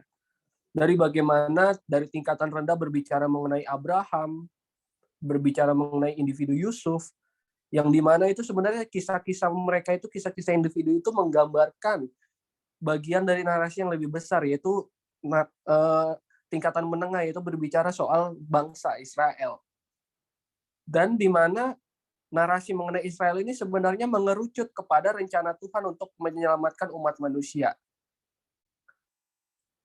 Yaitu tadi kalau misal kita bilang rencana universal Allah ya, tingkatan paling atas itu rencana universal Allah. Lalu kita harus setuju pusat dan puncak dari narasi perjanjian lama itu berbicara mengenai tipologi Tuhan Yesus sebenarnya.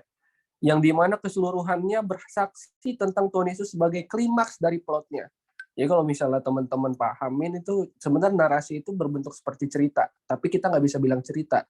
Karena kalau di bukunya itu bilang, kita kenapa nggak bilang cerita? Karena cerita itu bisa jadi fiktif. Tapi kalau misalnya kita bilang narasi, apalagi kita berbicara soal narasi Alkitab ya teman-teman. Nah, narasi Alkitab ini pokoknya kalau bahasanya PRS itu epicentrum kebenarannya itu terdapat pada Tuhan Yesus. Berbicara mengenai Tuhan Yesus. Lalu kita harus memiliki 10 prinsip untuk menafsirkan narasi, teman-teman. Narasi perjanjian lama biasanya tidak secara langsung mengajarkan doktrin. Jadi narasi ini sebenarnya kan tadi kita anggap sebagai suatu cerita. Jadi nggak semuanya narasi atau kalimat dalam Alkitab itu berbicara mengenai doktrin. Tapi bisa aja narasi itu hanya menceritakan sejarah atau menceritakan sebuah kisah. Kedua, narasi Perjanjian Lama biasanya mengilustrasikan sebuah doktrin atau doktrin yang diajarkan secara proporsional di tempat lain. Ini juga aku nangkepnya begini. Sebenarnya narasi itu banyak. Narasi itu terdiri dari kisah Alkitab ini terdiri dari berbagai-bagai narasi yang dimana kita nggak bisa menetapkan ini sebagai suatu doktrin. Kenapa? Karena narasi ini akan bahasanya begini. Narasi suatu perikop, misalnya narasi Abraham, kita nggak bisa mengartikan narasi Abraham langsung pada kisah Abraham. Bisa jadi kisah Abraham itu bisa kita tangkap juga di dalam kisahnya Yusuf. Bisa jadi juga nanti jauhnya kisah Abraham itu dijawab di kisahnya Tuhan Yesus. Ngerti ya maksud yang kedua ini ya? Narasi yang ketiga, prinsip yang ketiga adalah narasi merekam apa yang terjadi, belum tentu apa yang seharusnya terjadi atau apa yang seharusnya terjadi setiap saat. Oleh karena itu tidak setiap narasi memiliki moral cerita yang dapat diidentifikasi secara individu. Jadi kalau misalnya kita ngelihat kisahnya kisahnya Daud sebagai raja gitu, kita nggak boleh mengidentifikasikan Daud seperti kita misalnya.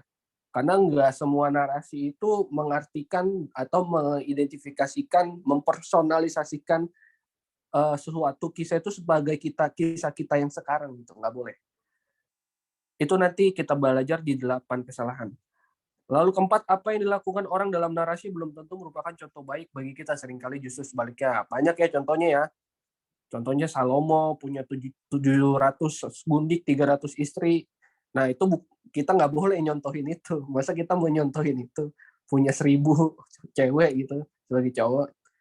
Kelima, sebagian besar karakter dalam narasi Perjanjian Lama jauh dari sempurna. Ini kita setuju banget teman-teman. Karena kan kita tahu sempurna itu kan akhirnya itu hanya ada dalam diri Tuhan Yesus ya. Orang Perjanjian Lama itu kita paham di apa yang kita percayai, mereka semua masih dalam kodrat dosa, yang dimana sebenarnya masih jauh lah dari standar kesempurnaan yang Allah kehendaki. Keenam, kita tidak selalu diberitahu di akhir sebuah narasi apakah yang terjadi itu baik atau buruk. Kita diharapkan mampu menilai berdasarkan apa yang telah Tuhan ajarkan kepada kita secara langsung dan kategoris di tempat lain dalam kitab suci. Itu yang tadi aku jelasin. Semua kisah Abraham belum tentu kisah Abraham itu kita nilai sebagai baik atau buruk. Kisah seperti berkat Abraham. Banyak orang salah menafsirkan mengenai berkat Abraham, padahal berkat Abraham itu dijelasin nanti di Perjanjian Baru. Makanya di sini bilang narasi itu tidak kadang nggak dijelasin secara langsung gitu. Ketujuh, semua narasi bersifat selektif dan tidak lengkap. Apa yang muncul di narasi adalah segala sesuatu yang dipikirkan oleh penulis yang terinspirasi penting untuk kita ketahui. Lalu ke-8, narasi tidak ditulis untuk menjawab sebuah pertanyaan teologis kita. Mereka memiliki tujuan dan kesepakatan tertentu, spesifik, terbatas dengan masalah tertentu, meninggalkan yang lain untuk ditangani di tempat lain dan cara lain. Ini penjelasannya ini selalu mengulang-ulang poin-poin di atasnya ya teman-teman. Lalu ke-9, narasi dapat mengajarkan baik secara eksplisit atau dengan jelas. Eksplisit itu artinya dengan jelas menyatakan sesuatu. Atau implisit. Implisit itu artinya dengan jelas menyeratkan sesuatu tanpa benar-benar menyatakannya. Terakhir, prinsip terakhir adalah dalam analisis terakhir, Tuhan adalah pahlawan dari semua narasi Alkitab. Jadi kalau misalnya kita baca narasi Perjanjian Lama, baik Perjanjian Baru, itu sebenarnya walaupun berbicara mengenai tokoh-tokoh yang ada dalam Perjanjian Lama dan Perjanjian Baru, sebenarnya kisah narasi Perjanjian Lama dan Perjanjian Baru yang ada dalam Alkitab itu sebenarnya berbicara mengenai Tuhan sebagai pahlawan dari semua narasi Alkitab. Nanti kita bahas lebih lanjut lagi. Nah, lalu di bukunya itu juga dijelasin bahwa ada 8 kesalahan penafsiran ya yang harus kita hindari dalam menafsirkan sebuah narasi. Pertama itu ada alegori. Alegori ini berarti di bukunya itu dijelasin alih-alih berkonsentrasi pada makna yang jelas, tetapi orang menurunkan arti teks hanya untuk mencerminkan makna lain di luar teks. Ini aku juga agak bingung sih sebenarnya karena bahasanya itu bahasa tabu banget ya menurutku ya. Kedua ini dekontekstualisasi, mengabaikan konteks sejarah dan sastra penuh, dan seringkali pada narasi individu, orang berkonsentrasi hanya pada unit kecil saja dan dengan demikian kehilangan petunjuk untuk menginterpretasikannya. Dekontekstualisasi ngerti ya teman-teman ya? Misalnya berbicara soal Yusuf sebagai penguasa Mesir. Konteksnya apa Yusuf waktu itu tunjuk sebagai penguasa Mesir? Tujuan Tuhan apa? Jangan sampai kita konteksnya berbeda. Makanya di sini dibilang dekontekstualisasi, mengabaikan konteks sejarah, mengabaikan konteks kenapa Yusuf ditunjuk sebagai penguasa Mesir. Jangan sampai kita menafsirkannya salah narasi tersebut. Ketiga, selektivitas. Memilih kata dan frasa tertentu untuk dikonsentrasikan, mengabaikan yang lain, dan mengabaikan sapuan keseluruhan dari bagian yang sedang dipelajari. Ini juga sering terjadi sih sebenarnya teman-teman. Kadang kita ada satu ayat yang menurut kita, waduh ayat ini serem untuk ditafsirkan. Kadang kita memilih suatu ayat, tapi kita cuma mengambil kata-kata atau frasa tertentu aja dari ayat tersebut. Lalu yang keempat, kombinasi salah. Menggabungkan unsur-unsur dari sana-sini dalam satu bagian yang tidak berhubungan dengan konteks dan bagian asli penulisan. Ini di bukunya ini contohnya tadi itu aku baca itu dia contoh kombinasi salah itu dari Mazmur 73 yang ngejelasin soal bagaimana Tuhan yang di Mazmur 73 teman-teman ada ayat tentang apa itu namanya ya? Duh, aku lupa. Nanti teman-teman bisa baca ya soalnya panjang banget bab narasi ini. Lalu yang ke-7 ada definisi ulang. Nah, kadang orang itu banyak menafsirkan dengan mendefinisikan kembali makna teks dengan maksud lain. Ada contohnya di kitab Perjanjian Baru itu di bukunya itu dicontohin misalnya di kitab apa itu ya? Dijelasin soal celakalah orang yang memang bahasa sederhana, tapi didefinisikan ulang. Berarti celaka nih orang yang mau buat seperti ini, celaka nih orang yang mata duitan. Padahal di ayat tersebut nggak menjelaskan untuk sebenarnya itu bahasa sederhana bukan bahasa ancaman. Jadi didefinisikan ulang. Lalu yang ke-6 ya. 6 otoritas ekstra kanonik. Menggunakan seperangkat doktrin atau buku untuk dapat mengungkapkan kebenaran kitab suci yang tidak dapat diketahui. Memperlakukan Alkitab seperti serangkaian teka-teki yang membutuhkan pengetahuan khusus untuk dipecahkan. Nah, teman-teman kita nggak boleh dalam membaca Alkitab narasi itu seakan-akan kita mau apa makna dan apa rahasia di balik narasi tersebut kita mau pecahin saat itu juga sampai kita menggunakan buku-buku lain, buku-buku sumber lain untuk mengartikan mengenai kitab suci tersebut. Jadinya kita bisa hilang arti sesungguhnya dari narasi tersebut. Itu yang dibilang otoritas ekstra kanonik menurutku. Ketujuh adalah moralisasi, memiliki asumsi bahwa semua narasi dalam Alkitab selalu memiliki nilai moral dan prinsip hidup yang dapat dipelajari. Nah, ini tadi yang aku bilang, tidak semua narasi itu bersifat ilustratif. Ilustratif itu artinya bagaimana kisah hidup Daud itu sama seperti kisah hidup kita zaman sekarang ini. Kita nggak boleh mengilustrasikan kisah Daud seperti kisah hidup Daud sebagai kisah hidup kita sekarang ini. Kadang narasi-narasi yang ada dalam Perjanjian Lama itu juga bersifat hanya menceritakan sejarah kemajuan sejarah penebusan Allah. Jadi kita nggak boleh asal menarik pesan-pesan dari sebuah narasi sebagai pesan moral untuk kehidupan kita yang cocok dengan kehidupan kita. Yang terakhir, personalisasi. Ini juga yang tadi aku bilang, juga dikenal sebagai individualisasi yang berarti membaca kitab suci dengan cara yang menganggap bahwa salah satu atau semua bagian berlaku untuk diri sendiri. Ini menjelaskan yang tadi moralisasi ya. Atau kelompok dengan cara yang tidak berlaku untuk orang lain. Kita seakan-akan mengidentifikasikan diri kita sebagai tokoh Alkitab yang diceritakan tersebut. Kita nggak boleh asal mempersonalisasikan diri seperti itu. Nah, ini aku nggak jelas. Di bukunya ini ada 4 halaman ya. Tapi yang aku tangkap begini, ini contoh cara menafsirkan narasi. Di bukunya itu contohnya narasi Yusuf. Nah, teman-teman, kalau misalnya tadi kita belajar di slide-slide awal, sebenarnya narasi Yusuf ini tadi contoh tingkatan narasi apa? Tingkatan rendah ya, tingkatan individu ya. Nah, di bukunya juga dijelasin bahwa narasi tingkatan rendah atau berbicara mengenai suatu individu itu juga bisa menjadi suatu narasi majemuk. Kenapa dibilang narasi majemuk? Karena narasi individu yang berbicara soal Yusuf itu terdiri dari narasi-narasi individu dengan bagian-bagian kecil. Contohnya begini, di dalam narasi soal Yusuf di Kejadian pasal 37 sampai 42 ini, itu berisi mengenai narasi-narasi kecil. Contohnya, di pasal 37 berbicara mengenai sifat angkuhnya Yusuf. Berbicara mengenai Yusuf toh anak kesayangan bapaknya loh, si Yakub gitu. Terus berbicara mengenai Yusuf, ada kronologis di mana Yusuf dijual oleh saudara-saudaranya. Lalu sampai di mana Yusuf menjadi penguasa di Mesir. Itu ada narasi individu Yusuf ini itu dibagi lagi menjadi narasi-narasi bagian-bagian kecil yang dimana menceritakan siapa sih Yusuf itu dan bagaimana si Yusuf itu. Jadi begitu teman-teman, contoh bagaimana menafsirkan narasi ya. Nah, ini kesimpulan yang didapat dari atau mengenai penjelasan materi narasi Alkitab. Pertama, narasi Perjanjian Lama bukan hanya cerita mengenai orang-orang dalam Perjanjian Lama, teman-teman. Tetapi mengenai apa yang Tuhan lakukan kepada dan melalui orang-orang tersebut, melalui tokoh-tokoh tersebut, di mana Tuhan sebagai tokoh protagonis tertinggi yang menentukan dalam sebuah narasi.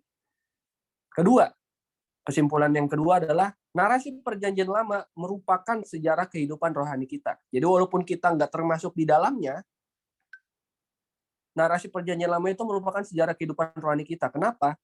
Karena narasi Perjanjian Lama itu kita bisa tahu, mengenal siapa, apa, dan bagaimana Tuhan memperkenalkan dirinya.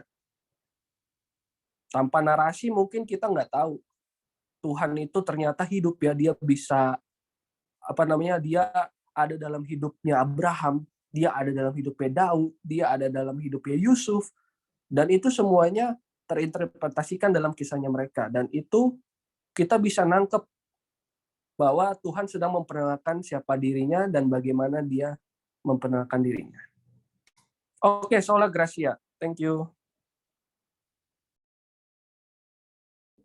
Keren. Ini gue naksir penjelasannya. Makasih Rio. Cocok banget nih jadi dosen teologi nanti nih. Oke, ada pertanyaan teman-teman? Ada pertanyaan nggak? Jadi narasi itu tadi ya, dengan narasi itu sebuah teks cerita yang sebenarnya dia tuh levelnya mikro sampai makro. Yang mikro itu cerita Yusuf, cerita Musa gitu ya. Tapi kalau digabungin jadi sebuah meta narasi namanya. Jadi kayak cerita sejarah keselamatan, narasi keselamatan, gimana dari bermula Adam sampai di akhir nanti akhir dunia gimana gitu kan. Termasuk dalamnya ada kisah Yesus, para rasul dan lain-lain. Nah, itu narasi teman-teman. Itu narasi. Jadi pendekatannya tadi udah disampaikan sama kelompok narasi bahwa pendekatannya bukan langsung doktrinal, tidak ingin menjelaskan satu hal yang doktrinal. Tapi dia memang untuk menjelaskan satu kisah, menyampaikan satu pengajaran lewat kisah. Nah, berhubung nanti akan jadi doktrin atau apa, nah itu urusan gereja nanti kan. Itu di hari-hari mendatang, pemaknaan dari komunitas-komunitas tertentu. Ya, jadi memang dari awal itu dia nggak kayak misalnya kayak Musa gitu. Gue mau pengen bikin doktrin, doktrin dosa mula-mula misalnya, atau dosa manusia itu punya dosa, jatuh dalam dosa gitu ya. Gue pengen bikin doktrin tentang tulip itu total depravity gitu ya. Gue pengen bikin total depravity atau kerusakan total manusia dengan dia makan buah itu dia jadi total rusak. Ya, dia enggak ke situ kejadian pertama-tama. Gitu. Dia cuma pengen jelasin bahwa dengan misalnya nih kejatuhan manusia itu, dia menjelaskan kenapa sih asal-usulnya manusia bisa kayak begini hari ini, melawan Tuhan, ya kan, memuaskan diri sendiri, lebih memilih daging ketimbang roh. Kenapa sih? Nah, itu penulis Kejadian tuh bergumul dengan itu. Dia ingin menjelaskan kenapa manusia hari ini melawan Allah. Gitu. Nah, karena asalnya begitu.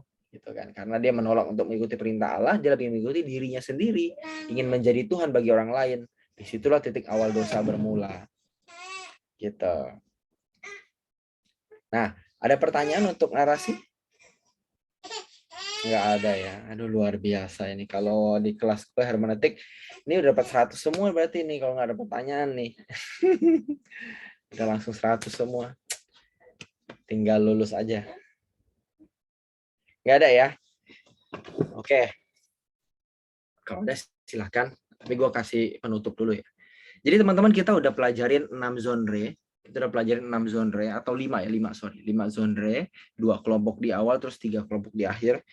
Kita pelajari 5 genre yang ada di perjanjian lama dan perjanjian baru, teman-teman.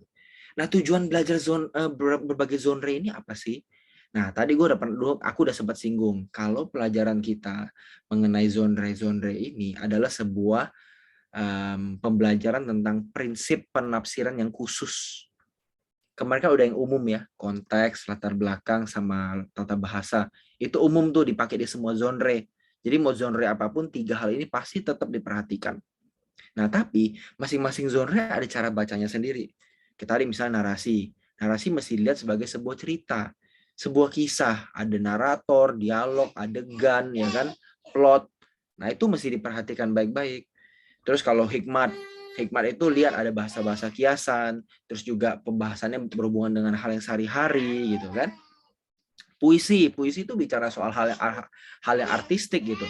Genre yang sangat genre yang sangat puitis gitu. Untuk mengungkapkan sebuah perasaan, sebuah emosi tertentu. Nah, kalau apokaliptik itu penuh dengan simbol untuk menyampaikan sebuah pesan rahasia gitu atau sebuah pesan penguatan. Jadi kalau apokaliptik itu kita pahami kayak wah, wahyu nih kayak berita tentang kehancuran dunia dan akhirnya bikin kita takut gitu ya. Itu bukan tujuan utama apokaliptik. Banyak pendeta mengesankan kalau teks-teks apokaliptik kayak Wahyu, Yeskiel gitu ya, Zakaria, itu teks-teks yang menyeramkan, menegangkan gitu, mengerikan. Justru kalau hari itu mereka terima teks apokaliptik, itu teks yang penuh pengharapan.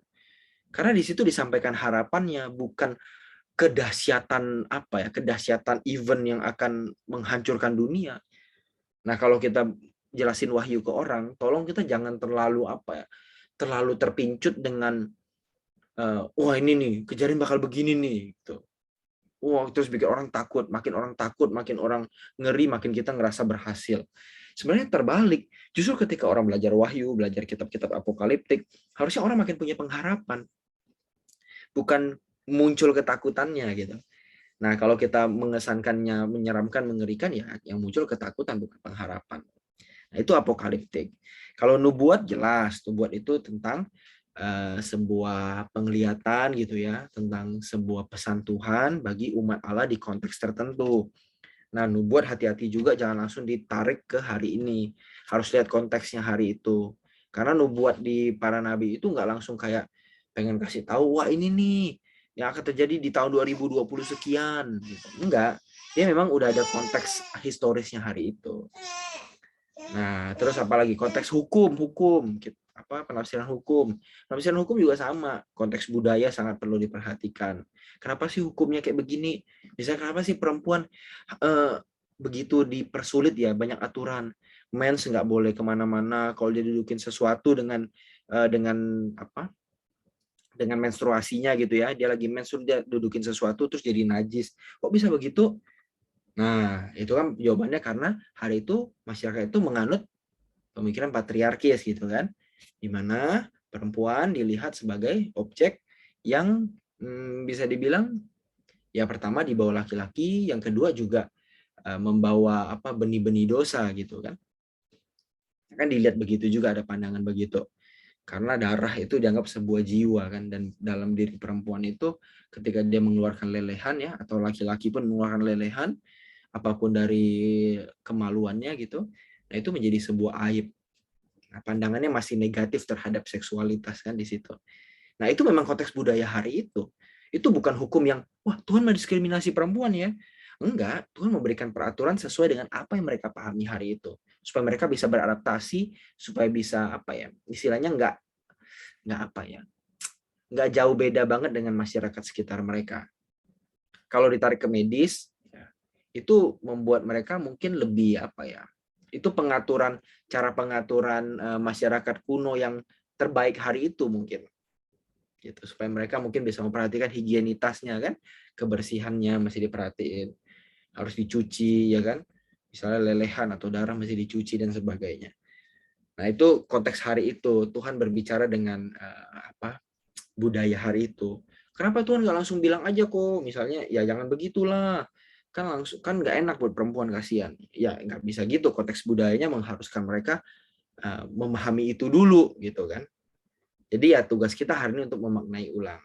Nah, ketika baca hukum, ingat jangan lihat fitur budayanya gitu ya. Wah, kalau perempuan berzina ya udah nggak perawan lagi, mesti lempar batu. Itu fitur budaya yang nggak relevan buat kita. Itu bisa dilepas. Yang jadi intinya kan kemurnian diri kan, kesucian diri. Nah, itu yang kita terapin, kita khotbahin. Gitu. Jangan kita menggunakan tubuh kita untuk hawa nafsu, kan gitu poinnya. Kita menjaga tubuh kita. Tapi harga kita, diri kita ya nggak tergantung dari misalnya perempuan nih, dari keperawanan, itu tidak tergantung dari situ. Nah, tapi sebaiknya ketika kita menjadi anak Allah, kita menjaga diri kita, gitu kan?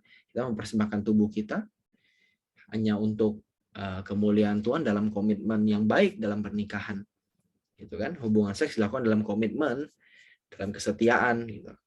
Jadi jangan ambil wah kalau udah nggak perawan lempar batu zaman dulu, maka hari ini hati-hati perempuan ya. Nah ini sebenarnya sebuah ini ya, kekerasan terhadap tubuh perempuan akhirnya. Hati-hati dengan menafsir hukum juga. Gitu. Banyak hukum-hukum yang kayaknya nggak bisa diterapkan secara mentah-mentah lagi, harus ambil prinsip dasarnya aja. Nah memang ngambil prinsip dasarnya itu perlu latihan, perlu pembiasaan. Perlu belajar banyak, baca banyak gitu kan. Lihat berbagai pandangan, apa yang lebih make sense dan yang mana yang lebih memberi implikasi bagi kita. Gitu ya. Nah, itu teman-teman kenapa kita belajar presentasi dengan 5 genre itu. Semoga presentasi ini bisa membuat teman-teman makin tajam dalam menganalisis masing-masing genre di PL maupun di PB. Nah, sebenarnya ini sebuah stimulus aja. Teman-teman mesti dalamin sendiri. Dengan 5 pertemuan tidak mungkin untuk menjelaskan atau membuat teman-teman langsung kompeten untuk menafsir. Nah, teman-teman perlu praktik gitu. Belajar, praktik. Nah, yang aku bagiin di kelas hermeneutik ini adalah sebuah resource atau sumber daya. Kita mesti kemana aja sih? Gitu. Apa sih mesti diperhatiin? Nah, ada basic-basicnya itu. Nah, selebihnya teman-teman masih gali lagi lebih dalam, terus habis itu dipraktekin ketika teman-teman pelayanan. Jadi ketika nanti teman-teman pelayanan, aku berharapnya nih, teman-teman udah mulai bisa menjelaskan mengenai nanti misalnya, teman-teman ambil satu ayat di misalnya Mazmur gitu ya. Udah mulai bisa jelasin, Mazmur ini adalah sebuah kitab puisi. Ciri kitab puisi itu begini loh. Nah, ya jadi kepake pengetahuan hermeneutiknya. Jadi yang dengar pun dapat pengetahuan gitu. Nggak cuma kita ada di kelas ini, mereka juga dapat pengetahuan untuk mereka studi mandiri. Studi mandiri ketika mereka baca Alkitab. Oh, kata kakak yang itu kalau kita baca Mazmur mesti begini nih, karena ini kitab puisi, gitu kan. Nah, lumayan kita mengedukasi, bukan cuma memotivasi, ya kan. Karena banyak pengkhotbah cuma motivasi ya, tapi edukasinya mungkin kurang. Nah, kita mesti seimbang, motivasinya ada, edukasinya ada. Gitu ya. Itu aja sih teman-teman. Akhir dari perjumpaan kita. Ada yang mau ditanya lagi? Nggak ada? Aman ya? Nah, gue masih galau nih. Antara kelompoknya Rio atau kelompoknya yang tadi tuh. Well, tuh siapa sih Well? Emang namanya Well? Bener ya? Noel kok. Oh, Noel. Oke. Kalau Rio itu bagus di penjelasan. Kalau Noel itu bagusnya di PPT, ada penjelasan juga ada sih. Udah oke juga gitu ya. Nah, tapi kalau gitu biar kita vote aja malam ini. Kita vote aja ya. Kita vote. Siapa nih yang setuju kelompoknya Kalau Rio? dari kerjasama sih kelompoknya Noel kok. Wede. Oke, coba. Kelompoknya Rio dulu. Kita voting. Siapa yang merasa presentasinya bagus? Coba kasih raise hand biar dihitung. Kita mau tentuin pemenang nih ya. Pemenang cuma satu. Raise hand. Yang dapetin Clara, Rachel, Joshua ini langsung dapet 3 suara nih. Siapa yang ngerasa PPT-nya sama apa namanya? Apa tuh? Pembahasannya Rio oke gitu. Nggak ada nih, serius. Oke, kelompoknya tadi Noel.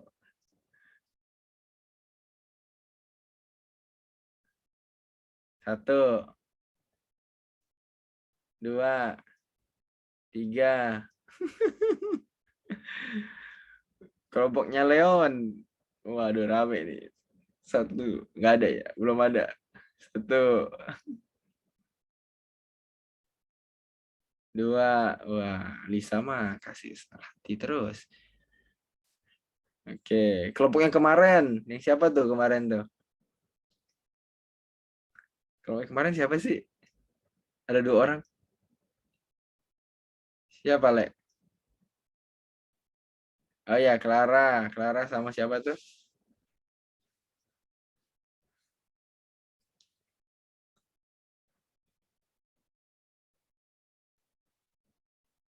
Anca. Nah, ayo, ada nggak kasih? Satu. Wah, sepi nih. Ini juga cuma 2.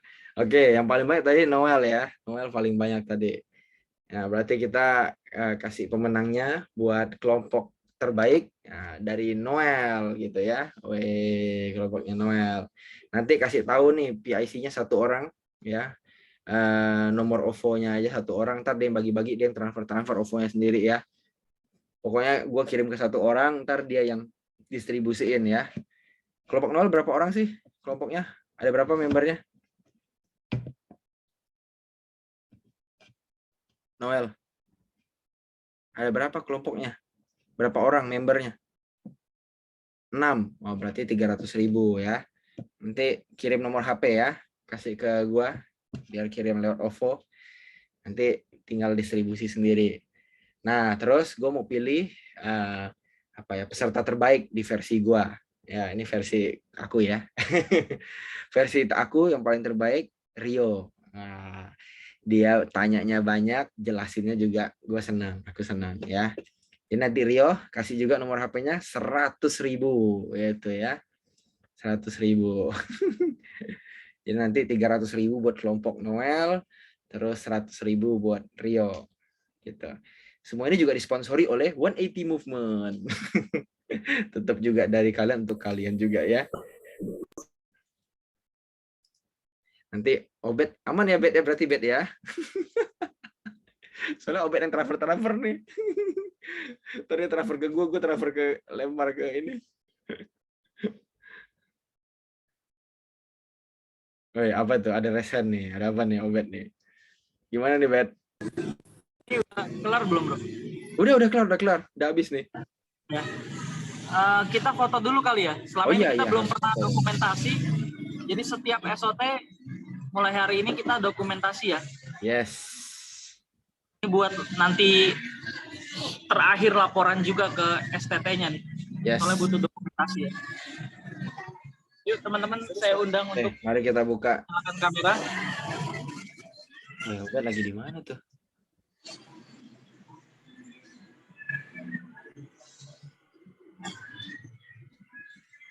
Oke, siap. Yang lain? Oke. Tania, nyala. Bella.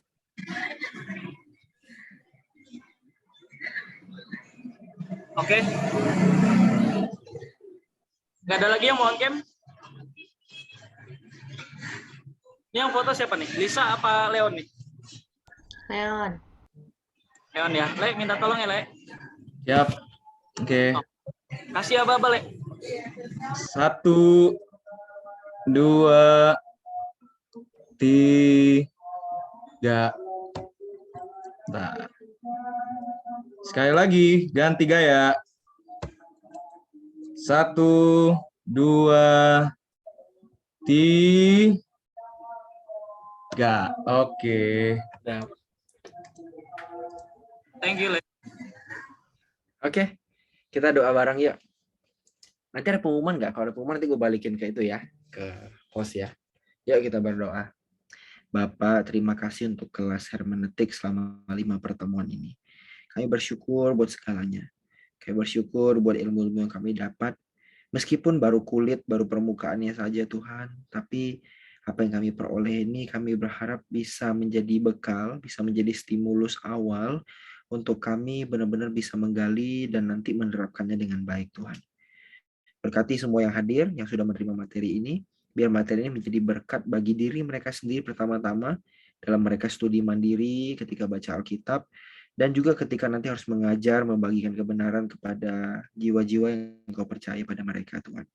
Terima kasih buat segalanya, pakailah setiap kami yang hina ini untuk menyampaikan firman-Mu yang mulia, supaya setiap kami bisa menyelesaikan rencana-Mu dengan baik dalam hidup kami. Terima kasih buat segalanya Tuhan. Kami bersyukur dan berdoa. Haleluya. Tuhan berkati SOT, berkati 180 Movement, semuanya Tuhan berkati. Haleluya. Amin. Oke, silakan kalau ada pengumuman atau apa.